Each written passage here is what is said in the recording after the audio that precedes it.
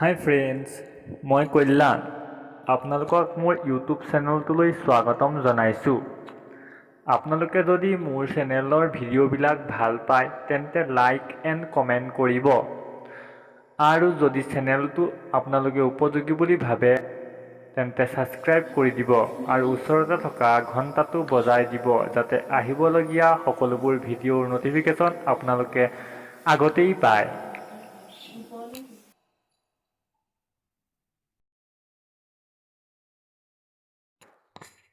1 number প্ৰশ্ন, কোচ ৰাজ্য কেতিয়া বিভক্ত হৈছিল?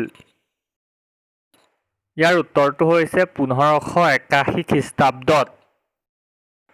2 নম্বৰ প্ৰশ্ন, কোন স্বৰ্গদেৱে প্ৰথম হিন্দু ধৰ্ম গ্ৰহণ কৰে?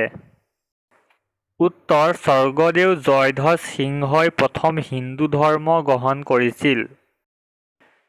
3 নম্বৰ প্ৰশ্ন, অসমীয়া ভাষাত বুৰঞ্জী লিখা প্ৰথম স্বৰ্গদেউ কোন? স্বৰ্গদেউ নাৰায়ণ সিংহই অসমীয়া ভাষাত প্ৰথম বুৰঞ্জী লিখিছিল। 4 নম্বৰ প্ৰশ্ন, অসম আন্দোলন কেতিয়াৰ পৰা কেতিয়ালৈকে হৈছিল? অসম আন্দোলন 1979 চনৰ পৰা 1985 চনলৈকে হৈছিল। 5 নম্বৰ প্ৰশ্ন, অসম চুক্তি কেতিয়া স্বাক্ষৰিত হৈছিল? অসম চুক্তি 1985 চনত 15 আগষ্ট তাৰিখে স্বাক্ষৰিত হৈছিল। 6 নম্বৰ প্ৰশ্ন, অসম আন্দোলনৰ প্ৰথম শ্বহীদ কোন? অসম আন্দোলনৰ প্ৰথম শ্বহীদজন হৈছে খৰ্গেশ্বৰ তালুকদাৰ। তেখেতৰ মৃত্যু 1979 চনৰ 10 ডিচেম্বৰত হৈছিল। 7 নম্বৰ প্ৰশ্ন, অসম আন্দোলনত কিমানজন শ্বহীদ হৈছিল? নিজৰ জাতিটোৰ স্বাৰ্থ ৰক্ষাৰ বাবে অসম আন্দোলনত 855 জন লোকে প্ৰাণ আহুতি দিছিল। 8 নম্বৰ প্ৰশ্ন, জয়দৌল জয়সাগৰ কোনে নিৰ্মাণ কৰিছিল? জয়দৌল আৰু জয়সাগৰ ৰুদ্ৰসিংহই নিৰ্মাণ কৰিছিল। 9 নম্বৰ প্ৰশ্ন, বাঘ হাজৰিকাৰ আচল নাম কি? বাঘ হাজৰিকাৰ আচল নাম হৈছে ইছমাইল ছিদ্দিক। 10 নম্বৰ প্ৰশ্ন, বুৰঞ্জী শব্দটো ক'ৰ পৰা লোৱা হৈছে? বুৰঞ্জী শব্দটো আহোম শব্দৰ পৰা লোৱা হৈছে। 11 নম্বৰ প্ৰশ্ন, কছাৰী ৰাজ্য ক'ত আছিল? কছাৰী ৰাজ্য দিখৌৰ পৰা কলঙলৈ আছিল। 12 নম্বৰ প্ৰশ্ন, কছাৰী ৰাজ্যৰ ৰাজধানী ক'ত আছিল? কছাৰী ৰাজ্যৰ ৰাজধানী হিড়ম্বাপুৰত আছিল। 13 নম্বৰ প্ৰশ্ন, আহোমৰ শেষ স্বাধীন ৰজাজনৰ নাম কি? আহোমৰ শেষ স্বাধীন ৰজাজনৰ নাম হৈছে চন্দ্ৰকান্ত সিংহ। এনেই শেষৰ ৰজাজন আছিল পুৰন্দৰ সিংহ, কিন্তু তেওঁ পৰাধীন আছিল।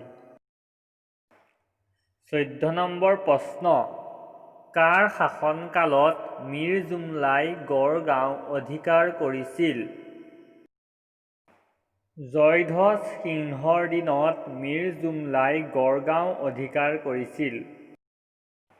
15 নম্বৰ প্ৰশ্ন, অসমৰ নেপোলিয়ন বুলি কাক আখ্যা দিয়া হয়? অসমৰ নেপোলিয়ন বুলি স্বৰ্গদেউ চুহুংমুঙক আখ্যা দিয়া হয়। 16 নম্বৰ প্ৰশ্ন, অসমত কেতিয়া বঙালী ভাষাৰ প্ৰচলন কৰা হৈছিল?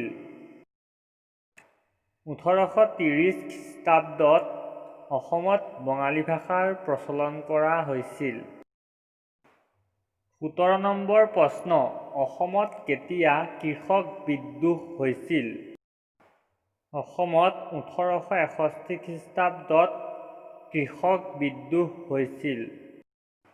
18 নম্বৰ প্ৰশ্ন, পথৰুঘাটৰ ৰণ কেতিয়া হৈছিল? পথৰুঘাটৰ ৰণ 1894 খ্ৰীষ্টাব্দত হৈছিল। 19 নম্বৰ প্ৰশ্ন, কুশল কোঁৱৰক কেতিয়া ফাঁচি দিয়া হৈছিল? কুশল কোঁৱৰক 1943 চনত ফাঁচি দিয়া হৈছিল। 20 নম্বৰ প্ৰশ্ন, বংগৰ পৰা অসম কেতিয়া পৃথক হৈছিল? 1874 চনত বংগৰ পৰা অসম পৃথক হৈছিল। ভিডিঅ'টো যদি আপোনালোকে ভাল পালে তেন্তে ভিডিঅ'টোত লাইক এটা দিব আৰু ভিডিঅ'টো চাই কেনে পালে কমেণ্টত জনাব।